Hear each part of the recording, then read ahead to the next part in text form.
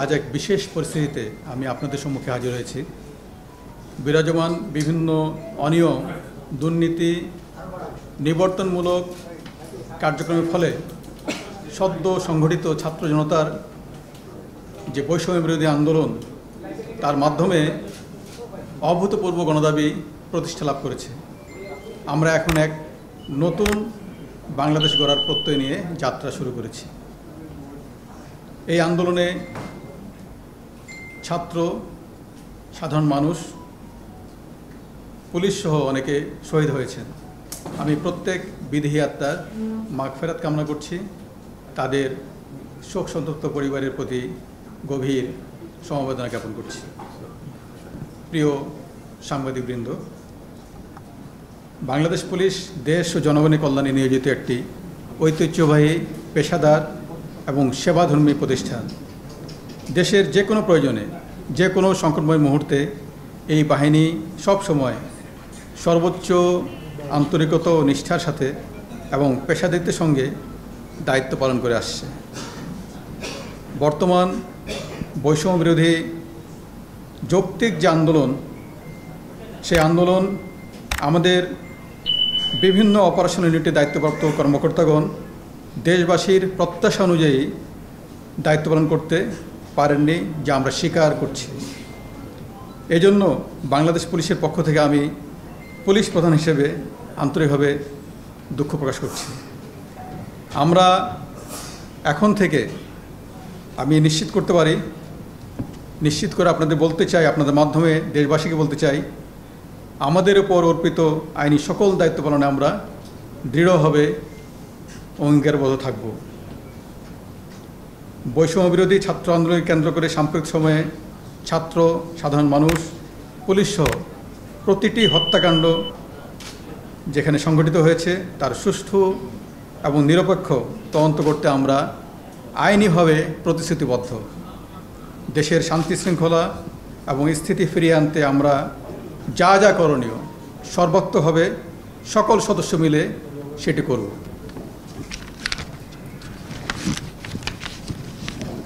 Bangladesh police, আপনি জানেন যে সর্বদা জনগণের জানমালের নিরাপত্তা নিশ্চিত করতে নিরলসভাবে কাজ করছে। আমরা বিশ্বাস করি আমাদের জনগণই আমাদের রাষ্ট্রের মূল চালিকা শক্তি। তাই আমরা সব সময় জনগণের পাশে থেকে জনগণকে সর্বোচ্চ সেবা প্রদানে বদ্ধপরিকর।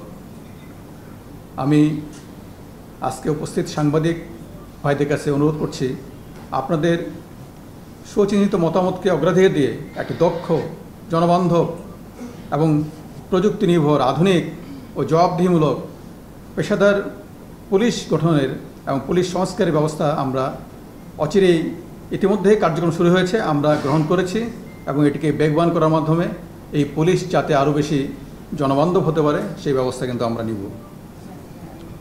পারস্পরিক সৌহার্দ্য, সম্প্রীতি, ভ্রাতৃত্ববোধ এবং মানুষের প্রতি মমত্ববোধে উজ্জীবিত হয়ে আমরা নিজেদের মধ্যে সমন্বয়ের মাধ্যমে এবং সমাজের যত স্টেক হোল্ডার আছে তাদের সঙ্গে সমন্বয়ের মাধ্যমে আমরা সকলে একযোগে কাজ করে উন্নয়ন ও সমৃদ্ধি পথে এগিয়ে যাব ইনশাল্লাহ। প্রিয় সাংবাদিকবৃন্দ, আমাদের কতিপয় উচ্চাভিলাষী, অপেশাদার কর্মকর্তার কারণে এবং কর্মকৌশল প্রণয়নে বল প্রয়োগের যে আপনি জানেন যে স্বীকৃত নীতিমালা রয়েছে, ইউজ অফ ফোর্স, যেখানে মানবাধিকারকে সর্বোচ্চ প্রাধান্য দেওয়া হয়, সেই নীতিমালা অনুসরণ না করা এবং কোনো কোনো ক্ষেত্রে মানবাধিকার লঙ্ঘন করা এবং নেতৃত্বের কর্মকৌশল গ্রহণে ব্যর্থতার কারণে আমাদের অনেক সহকর্মী আহত হয়েছেন, এমনকি অনেকে নিহত হয়েছেন, নিগৃহীত হয়েছেন। এই সন্ধিক্ষণে আমি সকল পুলিশ সদস্যকে আন্তরিকভাবে আহ্বান জানাই, আপনারা দেশ ও জাতির প্রয়োজনে শৃঙ্খলা বাহিনীর সদস্য হিসেবে নিজ নিজ দায়িত্ব পালনে আত্মনিয়োগ করুন। আপনাদের জীবনমানের উন্নয়ন এবং সার্বিক কল্যাণ নিশ্চিতকরণে আমরা সকল ধরনের ব্যবস্থা গ্রহণ করব ইনশাল্লাহ।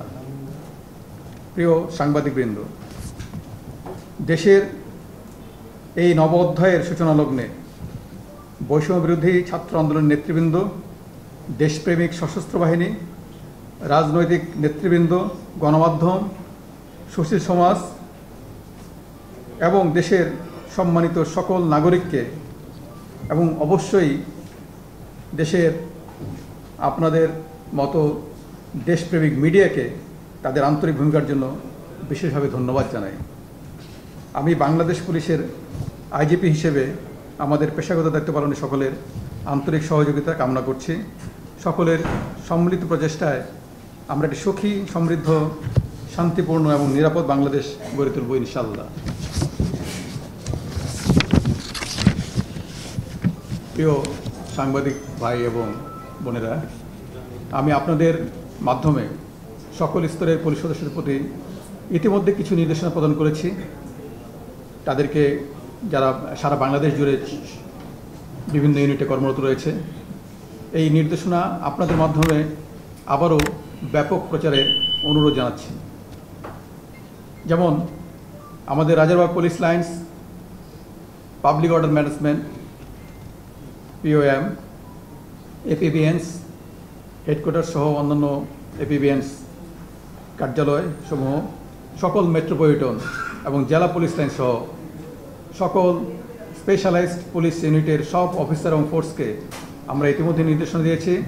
আগামী 8 আগস্ট 2024 তারিখ বৃহস্পতিবার অর্থাৎ আগামীকাল সন্ধ্যার মধ্যে স্ব কর্মস্থলে যোগদান করতে হবে। ইতিমধ্যে এই নির্দেশনা প্রদান করা হয়েছে।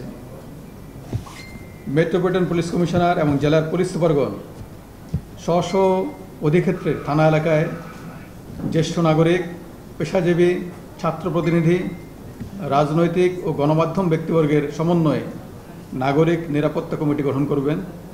আমরা জনসাধারণের প্রতি আহ্বান জানাচ্ছি, বর্ণিত কমিটি থানা এবং থানা এলাকার নিরাপত্তা বিধানে আপৎকালীন সহায়ক ভূমিকা রাখবে এবং পরবর্তীতে এর চূড়ান্ত রূপরেখা আমরা প্রণয়ন করে সার্কুলেট করব।